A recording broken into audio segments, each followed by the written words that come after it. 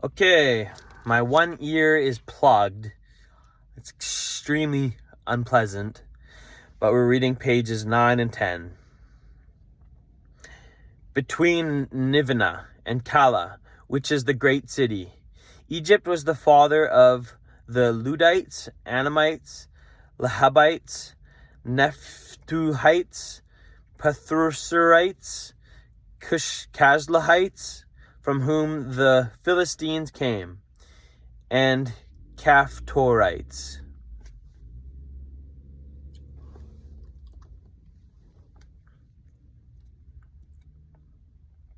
Canaan was the father of Sidon, his firstborn, and of the Hittites, Jebusites, Amorites, Girgashites, Hivites, Archites, Sinites, Arvadites, Zemarites, and Hamathites. Later the Canaanite clans scattered, and the borders of Canaan reached from Sidon towards Gerar, as far as Gaza, and then towards Sodom, Gomorrah, Admah, and Zeboim, as far as Lasha. These are the sons of Ham, by their clans and languages, in their territories and nations, the Semites. Sons were also born to Shem, whose older brother was Japheth. Shem was the ancestor of all of the sons of Eber. The sons of Shem, Elam, Asher, Aphrodite, Lud, and Aram. The sons of Aram, Uz, Hul, Gether, and Meshech.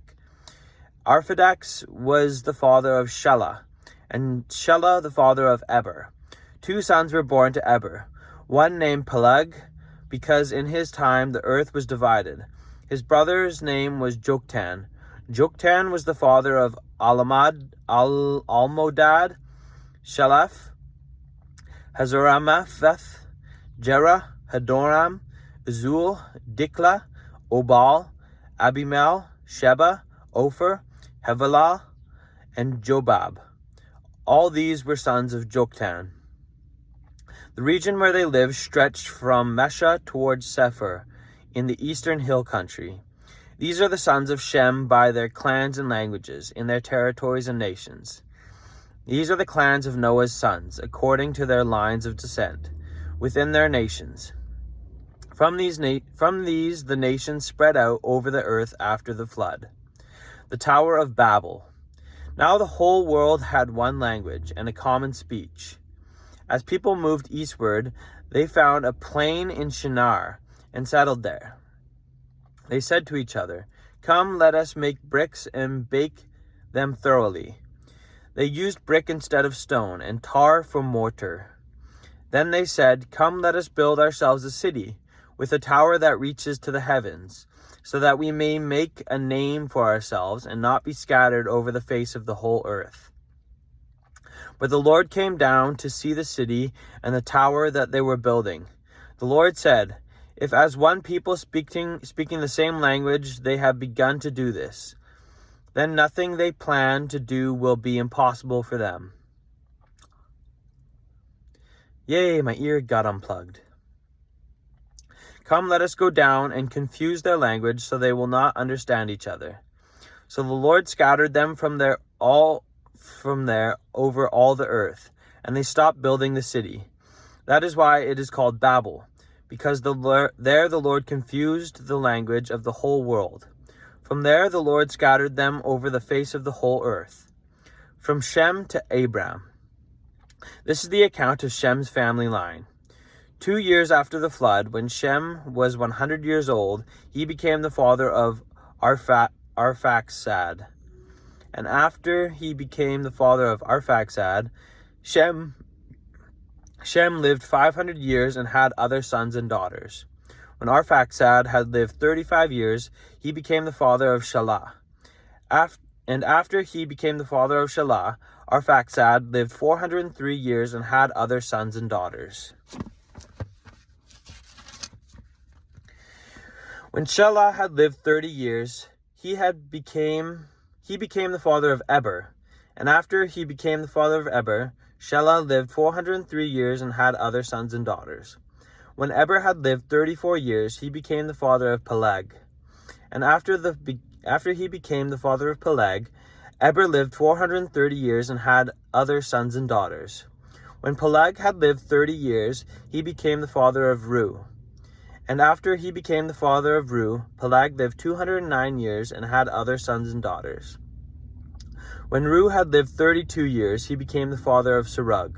And after he became the father of Serug, Reu lived 207 years and had other sons and daughters. When Serug had lived 30 years, he became the father of Nahor.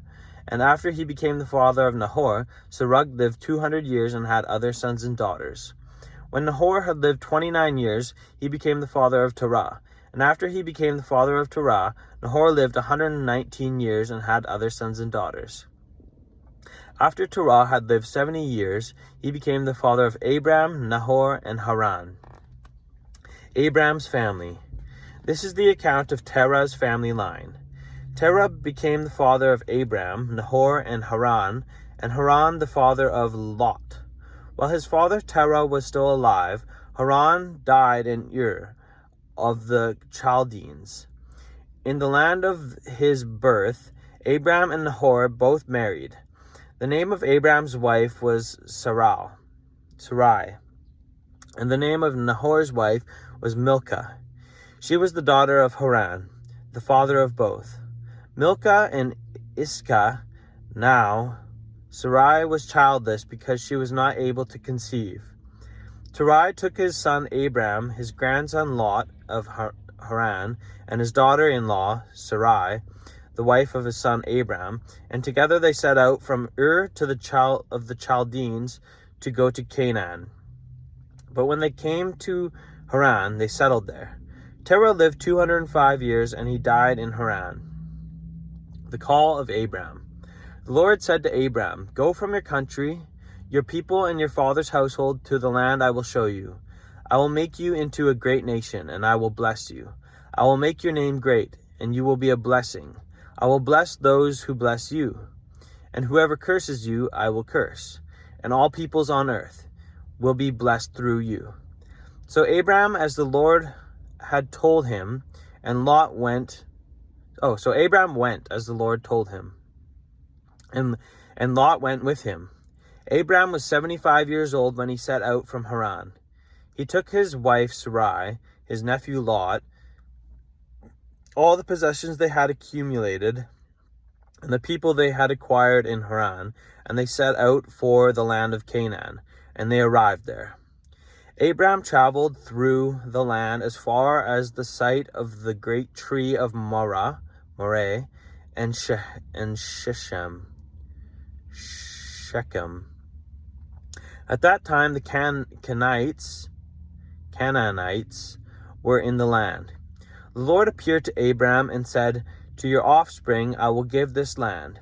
So he built an altar there to the Lord, who had appeared to him. From there he went on toward the hills east of Bethel and pitched his tent. With Bethel on the west and Ai on the east, there he built an altar to the Lord and called on the name of the Lord. Then Abram set out and continued toward the Negev. Abram in Egypt. Now there was a famine in the land, and Abram went down to Egypt to live there for a while because the famine was severe. As he was about to enter Egypt, he said to his wife Sarai, "I know what a beautiful woman you are. When the Egyptians see you, they will say, 'This is his wife.' Then they will kill me, but will let you live.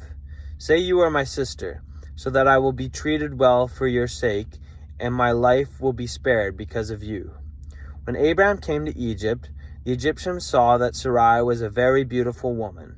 And when the Pharaoh's officials saw, that's 2 pages, pages 9 and 10.